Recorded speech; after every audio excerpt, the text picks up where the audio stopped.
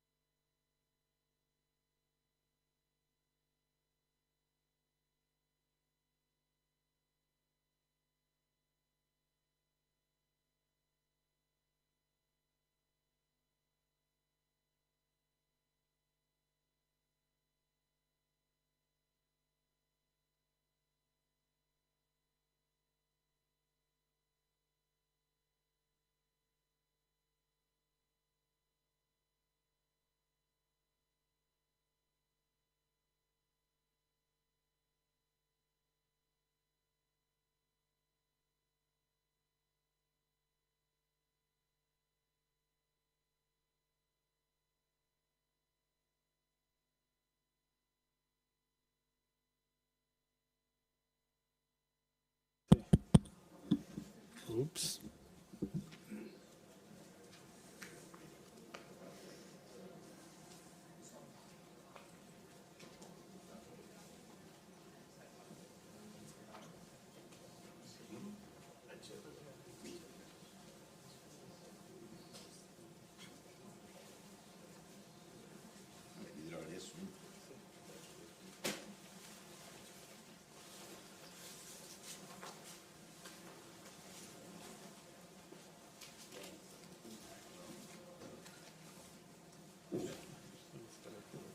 Dice lei o vado direttamente io?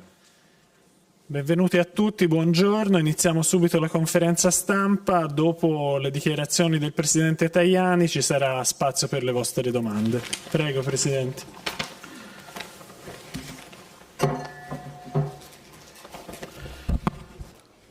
Buongiorno a tutti, good morning everybody.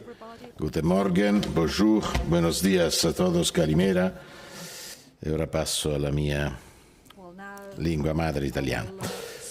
Bene, si è concluso da poco il primo G7 esteri informale che, come sapete, è presieduto dall'Italia. L'Italia ha l'onore e l'onere di guidare il G7 per tutto il 2024. La riunione informale di oggi ha avuto come temi principali la situazione in Medio Oriente e la situazione in Ucraina. Abbiamo aperto i nostri lavori con un minuto di silenzio per ricordare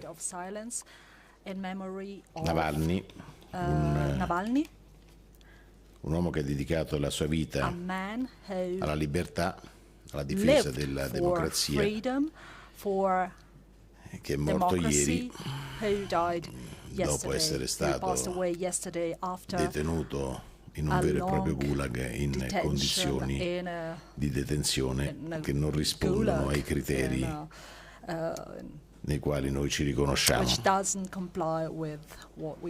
E non è chiaro quali siano le cause della morte.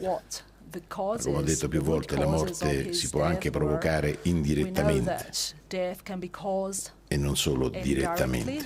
Chiaramente il documento ufficiale che porterà la mia firma è uno statement che farà il punto sui lavori di oggi. Fra pochi minuti sarà distribuito integralmente alla stampa, ma contiene i contenuti del nostro lavoro. Per quanto riguarda l'Ucraina, noi continuiamo a garantire il nostro supporto sia per quanto riguarda la politica, sia per quanto riguarda gli aspetti militari, sia per quanto riguarda gli aspetti finanziari. L'Italia,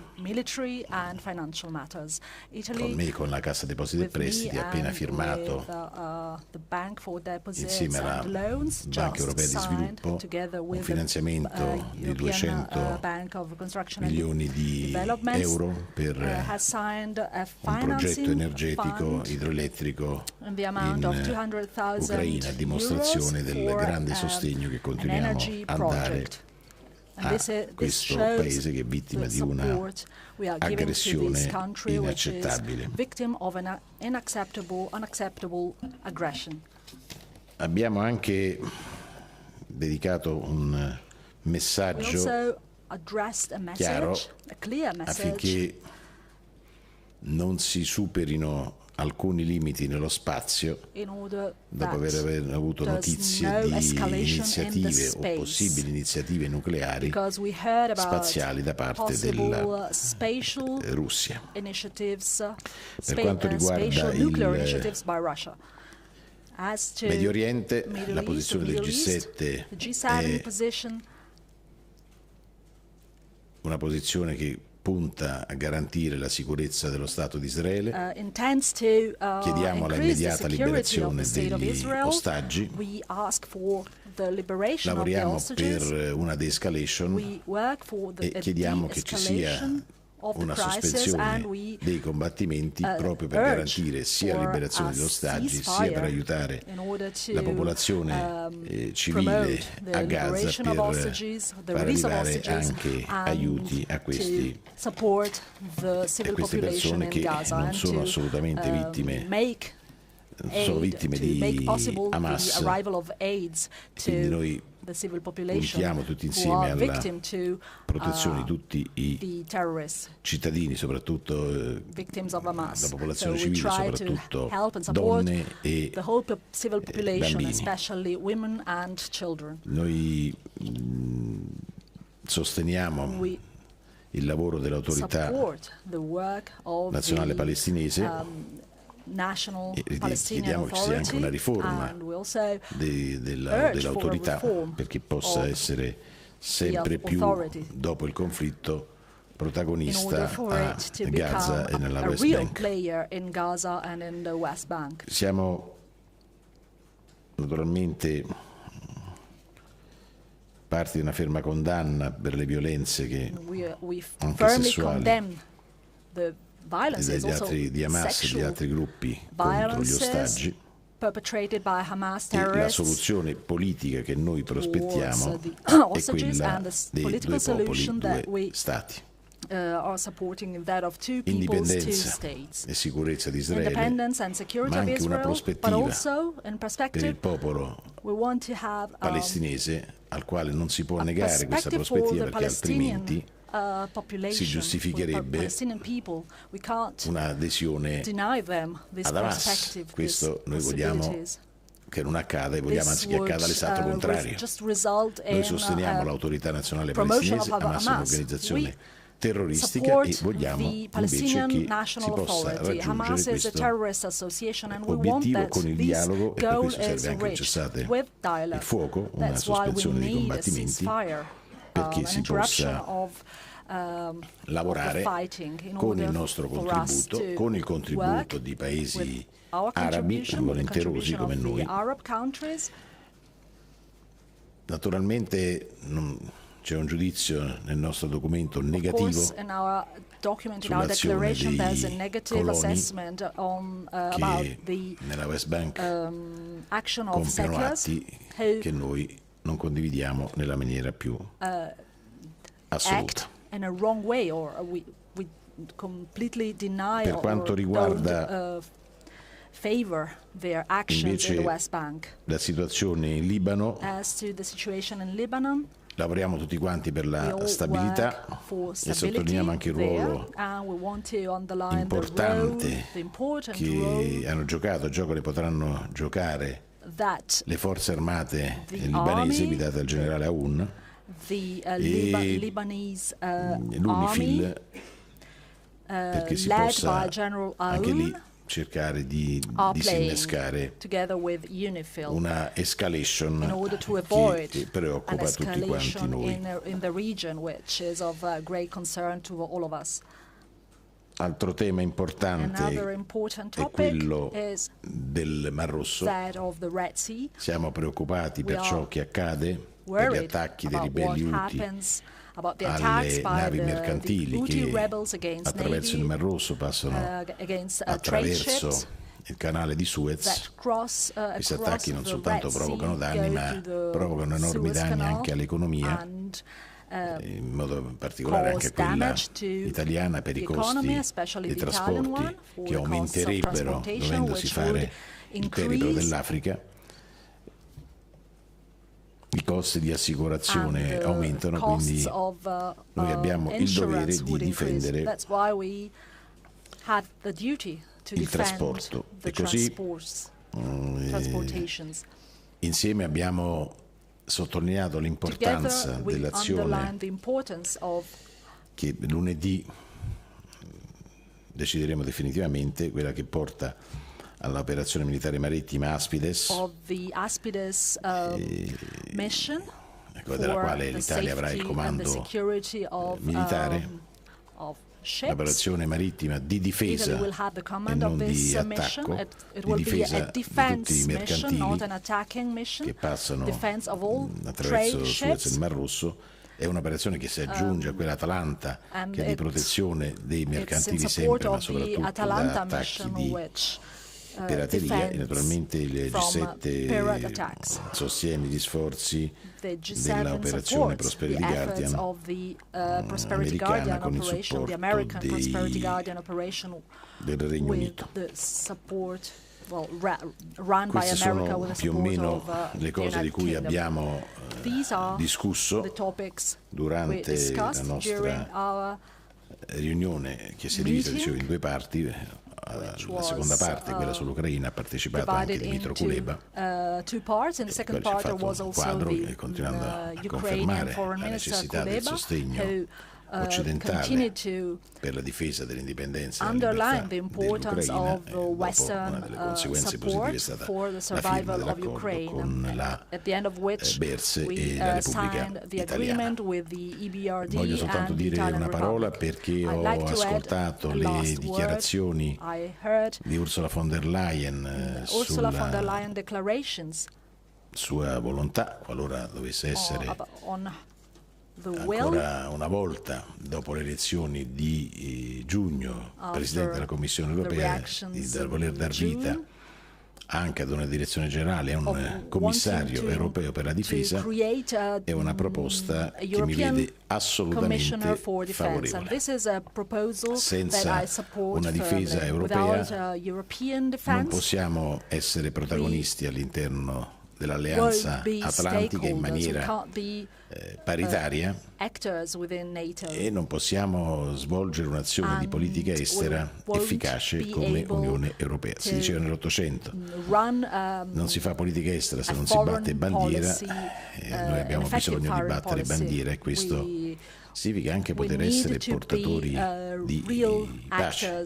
Immaginate se l'operazione delle forze armate italiane, che hanno soccorso e trasferito in Italia decine e decine di bambini palestinesi feriti usciti da Gaza, quindi grazie a un'azione delle forze armate, perché soltanto loro lo possono fare, forse ci fosse stata un'operazione delle forze armate europee, e forse sarebbe potuto moltiplicare il numero delle persone salvate, il numero delle persone aiutate, il numero delle persone curate. Quindi anche da questo punto di vista io credo che sia fondamentale procedere con tempi un po' più rapidi e un po' meno lenti di quelli con i quali stiamo procedendo oggi, per dar vita ad una difesa europea. Quindi sono assolutamente d'accordo con Ursula von der Leyen. I completely agree with Ursula von der Tutto qua. Leyen. Se ci sono domande, sono a vostra disposizione. If there are questions, I'm at your disposal. Thank you. Unfortunately, question of Mike. Hi, Jan Chansky with Politico.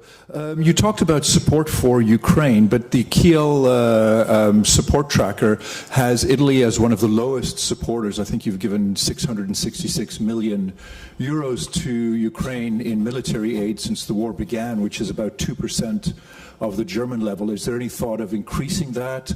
And you've got, I think, a couple of hundred Scalp Storm Shadow missiles. Are you going to be giving any of those to Ukraine? Italy is strongly engaged in the defense of Ukraine. The package, the military package number 8 is going to Ukraine. The Italian Parliament voted in favor of this decision. But the aid is not only military aid. Today, I signed an agreement for 200 million euro for Ukraine on energy, because to back Ukraine is not only to send weapons, it's also to work for the reconstruction. Italy is strongly engaged, for example, for the reconstruction of the Cathedral of Odessa. And last year, Italy worked for the reconstruction on the electricity network.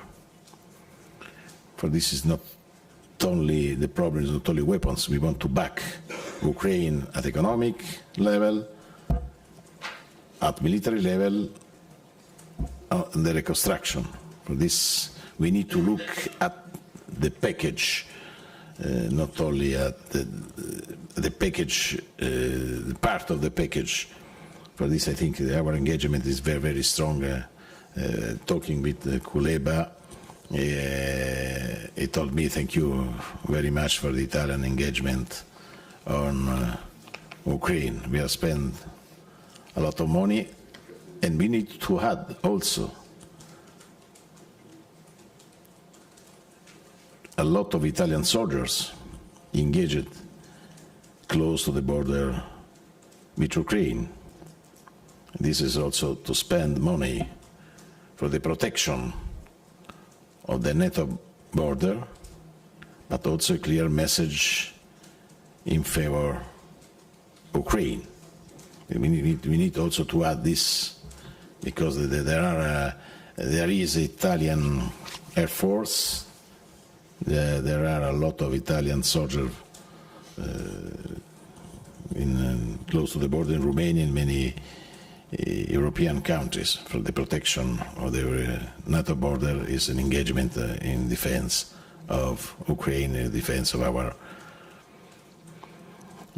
freedom. We need to add also a lot of Italian soldiers engaged in Lebanon. There are 2 missions in Lebanon, in defense also of peace and stability. For the training of Lebanese army is crucial for the stability, for also stopping the power of Hezbollah. There are also 1,200 Italian soldiers close to the border between Lebanon and Israel. There are Italian soldiers in Iraq, there are Italian soldiers in many Western Balkans countries, Kosovo,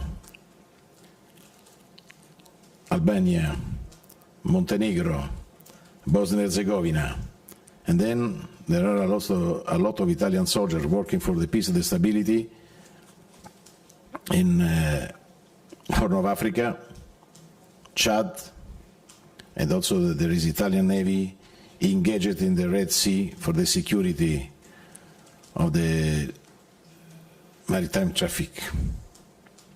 The military engagement of Italy is very important in this area for working for the stability. And also the Italian Army, the Italian Air Force worked hard for helping the civil population in Palestine. For this, I think the Italian Army is, I am proud of the Italian Army. In the past I was in Italian Air Force, I am proud of Italian Air Force, but also of our Army and our Navy. Thank you very much. Rai News? Sì, volevo chiedere a livello di difesa e di sicurezza qual è il pericolo maggiore che corre l'Europa in questo momento? Abbiamo 3 guerre ai nostri confini. Noi non siamo chiusi all'interno dei confini nazionali, siamo parte dell'Unione Europea, siamo parte della NATO, quindi i pericoli sono molti. Guardiamo il Mar Rosso, sono pericoli per il traffico marittimo. Ogni nave italiana che passa nel Suez e nel Mar Rosso è un pezzo di territorio italiano che passa a Suez e nel Mar Rosso. Noi abbiamo il 40% del nostro prodotto interno lordo che è frutto di esportazioni e il 40% del traffico merci italiano che per le esportazioni marittimo passa attraverso il canale di Suez. Quindi immaginate quanto è importante per noi proteggere militarmente da ogni attacco. Non ci faremo intimorire dagli Houthi, saremo lì a proteggere le nostre navi augurandoci che possa esserci una de-escalation, ma i pericoli sono molti, non escluso quello del terrorismo. Ecco perché abbiamo chiesto di sospendere la frontiera Schengen con la Slovenia, perché con la situazione che c'è il rischio che ci siano lungo la rotta balcanica anche presenze di terroristi. Dobbiamo assolutamente filtrare tutti coloro che arrivano attraverso la frontiera con la Slovenia. Certo, una scelta temporanea, ma che abbiamo rinnovato proprio per garantire la sicurezza. C'è stato un momento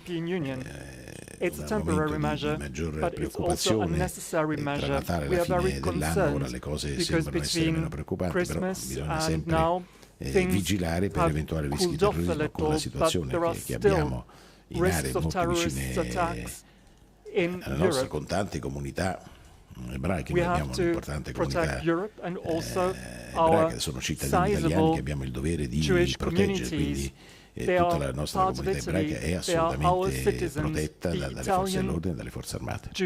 La stampa. Presidente, buongiorno. Nell'eventualità di un secondo mandato Trump, quale scenario prevede per la NATO in Europa?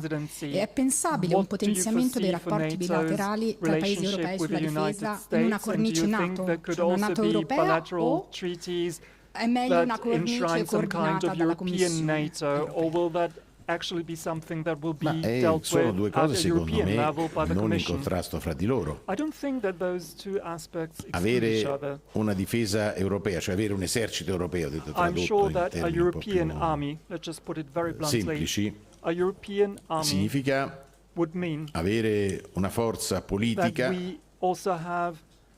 che ci permette anche all'interno dell'Alleanza Atlantica di contare di più, cioè di essere un interlocutore paritario con gli Stati Uniti, anche dal punto di vista dei numeri, dal punto di vista degli investimenti, dal punto di vista della efficienza, perché avere 27 forze armate differenti, sia pur in collaborazione fra di loro, significa avere degli intralci che, ahimè, sono emersi per esempio durante la guerra che c'era in Bosnia. C'erano carri armati Leopard, italiani e tedeschi, che erano praticamente identici guardandoli al di fuori, però la catena di comando era, dal punto di vista tecnologico, era diversa e quindi non potevano interagire fra di loro, quindi anche dal punto di vista della produzione industriale deve esserci una armonizzazione perché poi lo strumento militare possa essere più efficiente. E poi bisogna anche andare sui numeri. Se noi vogliamo avere un'Europa politicamente forte, abbiamo bisogno di una politica estera vera e di un sistema di difesa vero.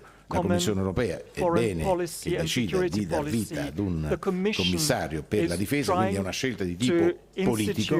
Poi naturalmente si lavorerà a livello NATO per rinforzare la nostra presenza, quindi le due cose non è che sono in contrasto. Io ritengo che un esercito europeo possa rinforzare la presenza e il ruolo dell'Europa all'interno della NATO. Le stelle polari della nostra politica estera sono l'Europa e le relazioni transatlantiche, indipendentemente da chi è il Presidente della Repubblica. Noi siamo alleati degli Stati Uniti, non dobbiamo intervenire nella campagna elettorale americana. Per noi Biden, Trump o chiunque sia il Presidente degli Stati Uniti è il Presidente degli Stati Uniti. Noi non facciamo una scelta di tipo personale, facciamo una scelta di strategica. Le relazioni con gli Stati Uniti sono le relazioni con gli Stati Uniti. Io, quando ero Presidente del Parlamento europeo, ho avuto Trump come Presidente, ho lavorato quando ero commissario con Biden, che era Vicepresidente degli Stati Uniti. Per me le cose non sono cambiate. La mia posizione politica è per un legame forte Italia-Europa Stati Uniti. Abbiamo valori comuni, democrazia, libertà, diritti della persona, diritti civili. Quindi credo che queste relazioni siano fondamentali, qualunque sia il Presidente degli Stati Uniti. Hi, John Irish from Reuters. I just want to follow up on my colleague from Politico. Three of your G7 allies have now signed security assurances deals with Ukraine. At what stage, and they have substantial military packages in these deals and commitments, at what stage are your discussions with Ukraine? Are there any specific difficulties in concluding this deal? And can you just be a bit more specific on what Italy is willing to do to ramp up its military support for Ukraine? Thank you. It's a long word, 2 years. This is not easy. Also for Ukraine, it's our job to back Ukraine at political level, as I said, because this is the political message is the most important. It's important for Ukraine. It's important also for Russia, Europe. The G7 is supporting Ukraine. We want peace, of course, and justice in the same time. Justice is the freedom of Ukraine. The second point is to back Ukraine, as I said, at financial level, for the reconstruction. For us, it's very important to work on energy, because energy is crucial for every sector, also for the military sector. For this, I am very happy for the signature of the today agreement for Italian investments in favor of a very important project on energy in Ukraine. I signed it with Minister Kuleba. This is a second clear message, because to fight is not only to have weapons. It is important the engagement of the soldiers, is important the network behind the front line. Energy for this is crucial. The third point, weapons. We are doing what is possible to do. As I said, the Italian Parliament approved the package, military package number 8 in 24 months, 8 packages. And I think this package is, I think, in Ukraine in these days. For this, we will do what we need to do as Italy for supporting Ukraine in this different sector, because the war is not only a battle between soldiers, first of all, is a political choice to back, to protect, to defend the independence of Ukraine, is to protect our borders, to defend our values. The defeat of Ukraine is our defeat. The freedom of Ukraine is our freedom.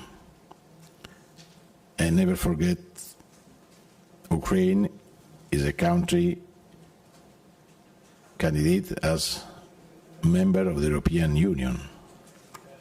For this, they are friends, and we want to protect this country in every sector. Nuccia Bianchini, Agi, e poi avremo tempo solo per altre 2 domande. Sì, buongiorno Ministro.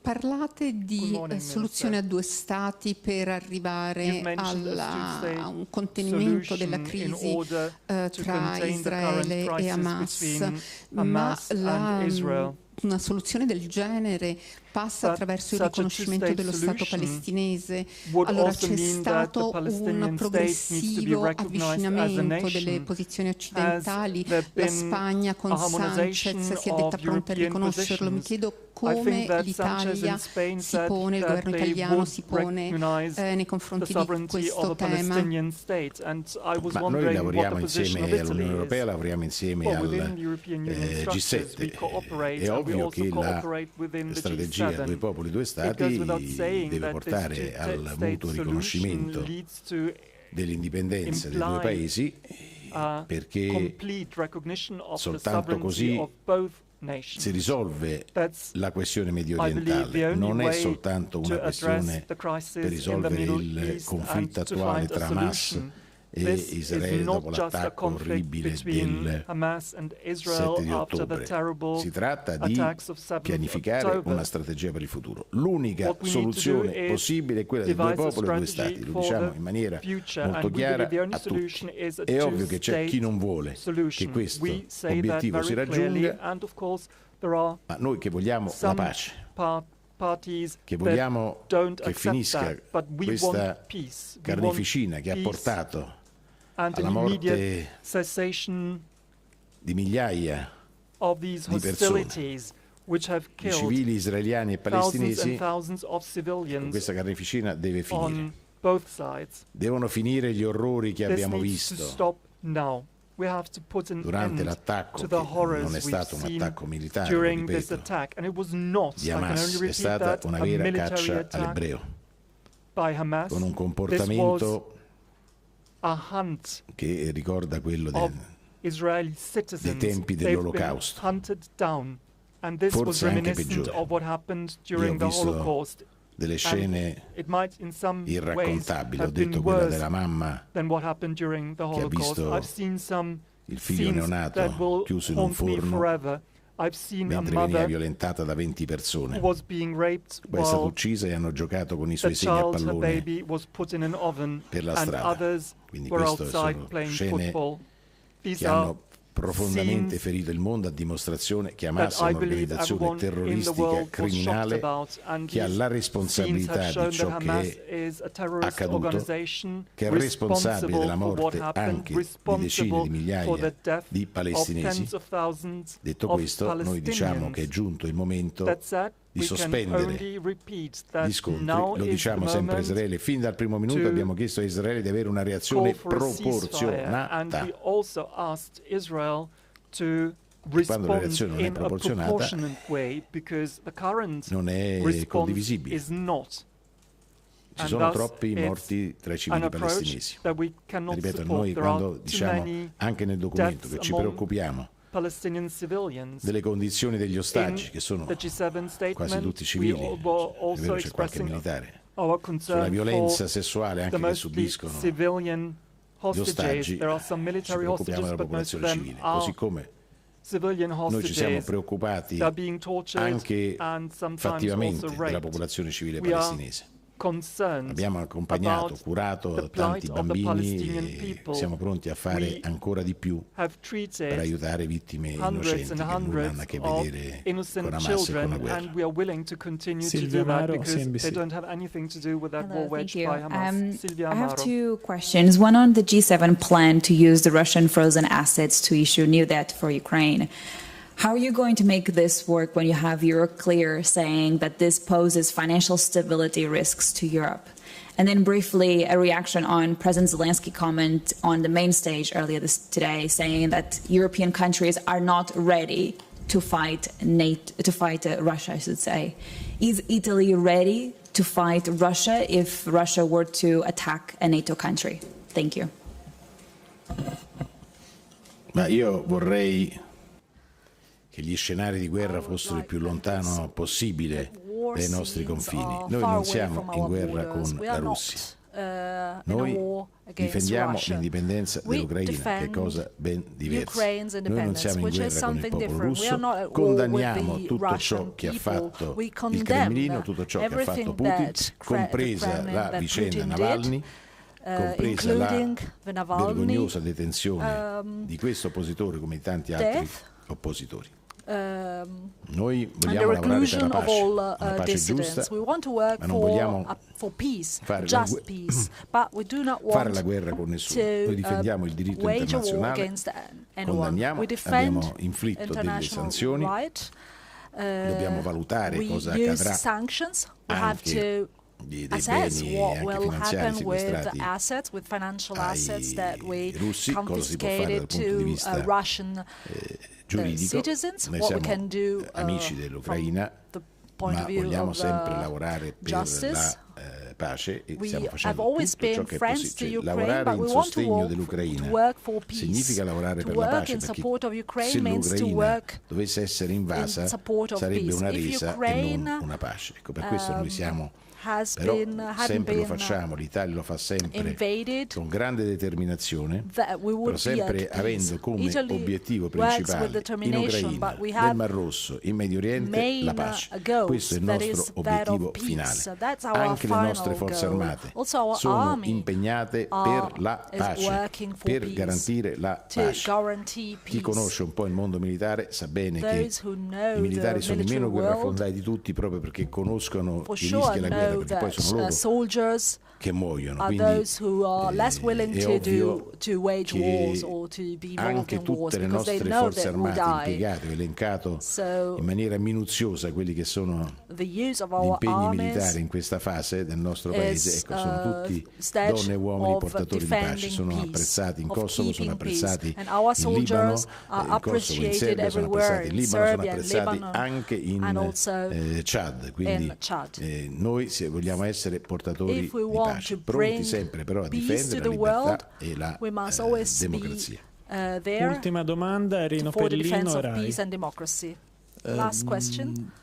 Ho due domande, signor Ministro. Israele ha abbandonato la trattativa oggi con Hamas. Continuano le pressioni a livello internazionale per cercare di arrivare ad un cessate il fuoco, ma questo cessate il fuoco non arriva. Che cosa si può fare? Aumentare ancora queste pressioni? Oggi, per esempio, per la prima volta lei, ma anche in questa situazione, tanto lei quanto il cancelliere Scholz avete condannato le violenze dei coloni contro i palestinesi nella West Bank, che è un problema vecchio. Che cosa si può fare, cosa possono fare gli Stati Uniti da questo punto di vista? Una domanda sulla missione Aspides. È una missione di difesa, ha detto lei, quindi diversa da quella che stanno portando avanti gli Stati Uniti ed Inghilterra. Non ci saranno attacchi alle basi Houthi o alle postazioni missilistiche, oppure sarà necessario ricorrere anche a questo? Allora, la missione Aspides è una missione che punta a difendere militarmente il traffico marittimo civile. Quindi le navi italiane saranno protette come le altre navi che passeranno attraverso Suez nel Mar Rosso, saranno protette militarmente, vale a dire se c'è un attacco di un missile o di un drone, quel missile e quel drone vengono abbattuti. Quindi sarà una risposta militare, non sarà un semplice accompagnamento, ma non sarà una missione che punta a bombardare basi degli Houthi nello Yemen, quindi uso della forza ma soltanto per proteggere da eventuali attacchi. Quindi non è un semplice accompagnamento, è una vera azione di protezione e difesa militare del traffico mercantile. Per quanto riguarda l'impegno, e lo vedrete nel documento approvato oggi, che è la mia dichiarazione, ma è frutto dell'accordo complessivo di tutti i ministri degli esteri del G7, parla della volontà di arrivare all'obiettivo di due popoli, due stati, passando attraverso adesso un'interruzione dei combattimenti che permetta la liberazione incondizionata degli ostaggi israeliani, che permetta di aiutare la popolazione civile palestinese che ha bisogno di aiuti umanitari, per poi avviare una trattativa che mi auguro possa portare alla pace e naturalmente noi condanniamo Hamas. Hamas deve essere fuori dalla striscia di Gaza, perché è un'organizzazione terroristica, come ha detto. Noi sosteniamo l'autorità nazionale palestinese che si deve rinnovare, ma il messaggio è molto chiaro, come è chiara la critica molto dura nei confronti dei coloni israeliani che nella West Bank stanno compiendo atti illegali e illegittimi. Questo act illegally in the West Bank. So this must be said, and it's clearly Grazie a stated in tutti, si our chiude così la document. conferenza stampa. Mi dispiace se alcuni di voi non sono riusciti a fare le domande, ma il tempo è tiranno in queste circostanze. Buon lavoro. Thank you very much.